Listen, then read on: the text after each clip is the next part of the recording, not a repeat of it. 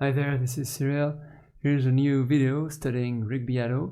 Today I'd like to combine some teachings from Rick Beato's quick lesson and also Bernth or Bernth. I don't know how to say it properly because he's also an amazing teacher on YouTube. So I will put the links in the description, of course. Hopefully you'll see that combining the two is very interesting and efficient for our practicing sessions.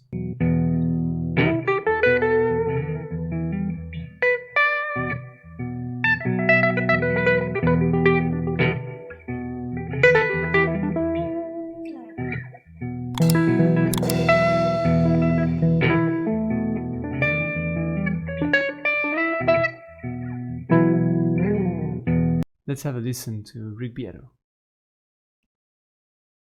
Quick lesson, I like using false fingerings or unisons in my lines to kind of break them up rhythmically. If I'm playing, let's say, over D minor. So I'm playing, there.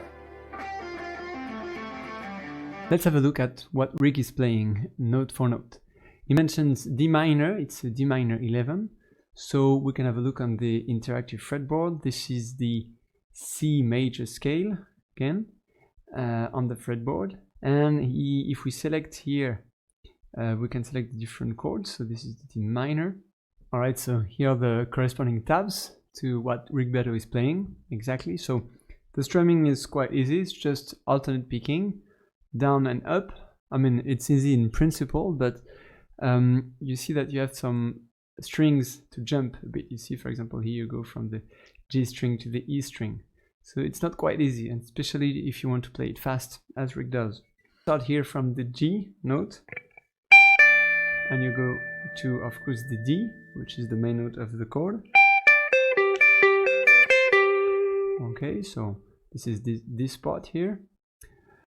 So I'm up to this 12 here, so this G note right there. Okay, and then you get to 10 and 15. This is the unison, the false fingering, because this is where you get the same note. It's a F, right? It's this note right here, F and F, but they sound a bit different because they are on different strings. And especially if you pull a bit the string, sometimes we just pull the string by accident. It makes a quite interesting sound. Here's the full lick.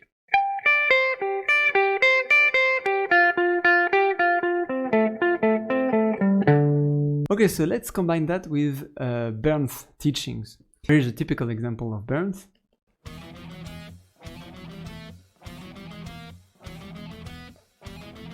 One strong teaching from Bernth is the idea of burst to increase speed and accuracy. So again, if we keep with our little,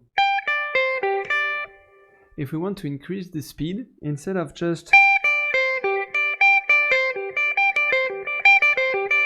that's not the best thing to do, just to increase the speed slow by slow. A metaphor that Bernth uses a lot is just a different motion. When you want to play fast, it's just like comparing running and walking. It's really different. So the idea is to keep a slow tempo and play with some bursts. So usually what I do is I divide the time by 2 just to go twice as fast if I can.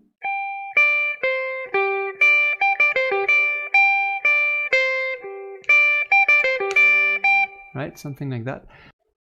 Okay, so let's apply that in today's practicing. So we'll find some shapes where we can practice those unison, false fingering structures. So let's have a look, for example, on the E minor scale. But here we see some patterns where we can have some unison here.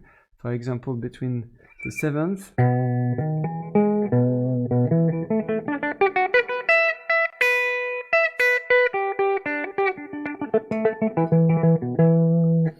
okay, we have those unison notes. So maybe in today's practice we can play with that. We can also apply the teachings of Bernth with some bursts of notes. let's say we're soloing on the E minor, right? So on the E minor, this is the E minor flat 9, okay, chord. And there we can find some nice licks. And maybe we can find them slowly. So just listening deeply to what we're playing, and then practice the burst playing, just playing the same licks, so the same sequence of notes, but as quick as possible. Let's practice. I will build a small loop.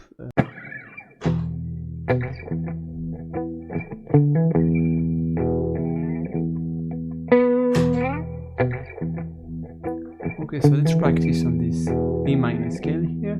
Let's first wander on the different notes we can play, just to see how it sounds. You see, when we have just a fret difference, just a half step, like from the B to the C here.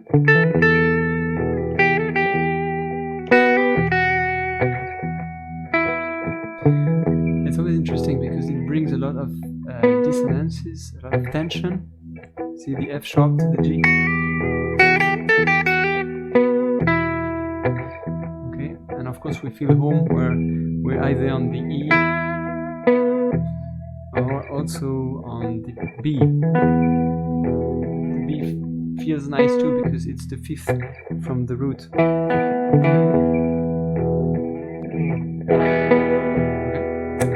And so let's practice the unison thing. We can play on the 7th and the 12th fret.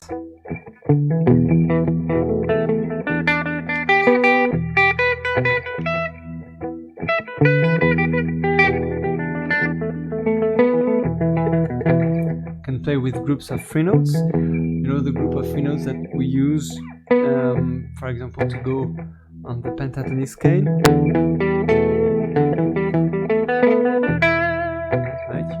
It's a very well-known move, right? Right, it's right. So D, E, G, and then E, G, A, and then G, A, B, and so on, right? And so if we do that with from the 7th to the 12th fret, we have this unison thing, right? So it goes from B, E, and then we have E twice, okay? And then A, and so on. Right? And so that breaks a bit the rhythm of the improvisation. You can do that in several positions, but if we keep here,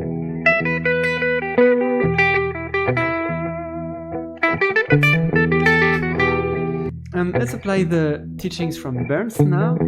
Let's find some licks and then we play them as bursts, okay? Okay. So this little climb here from the E, we can play it fast. We try to go as fast as we can, even if we make some mistakes, it's okay.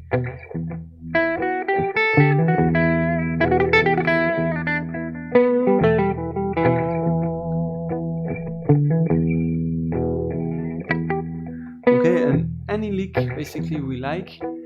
Let's see how it sounds when we play it fast, and then it's a cool way to practice, right?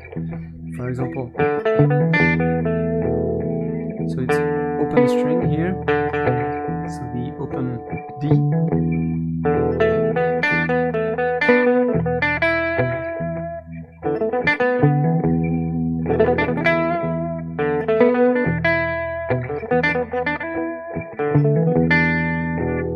These kind of things.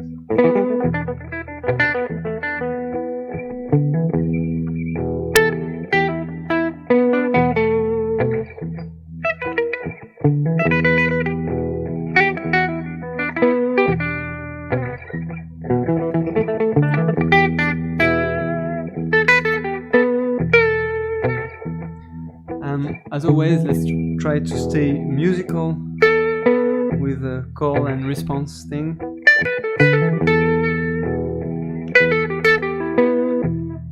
It's a cool thing also, I think, to grab some pieces of your lick to communicate. You know, for example, if I just play a random lick like I don't know, okay, and then, or you could also start the same way the second lick, the second lick you play. Let's try right. I started the same way twice, but I ended up another way. So it's just like a conversation. A question and an answer, right?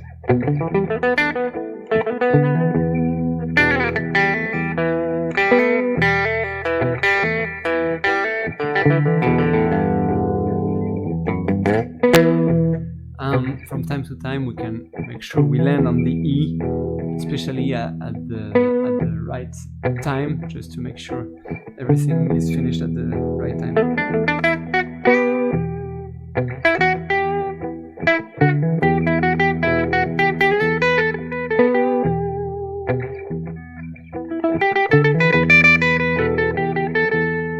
Just two notes. Things, that's also something from Rick Beato. Sounds really cool. It's not very difficult. You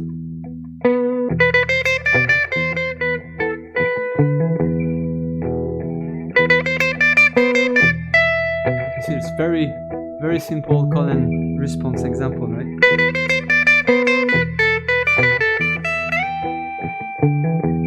If I want to end up the conversation, I can land on the E. Okay, thanks for watching. I hope you liked the video. So remember to practice those unison and burst. And if you want to support the channel, you can just watch some of my videos, my music I play, or go to the other teachings I try to do. And maybe share it with your friends. Thanks a lot. Bye-bye.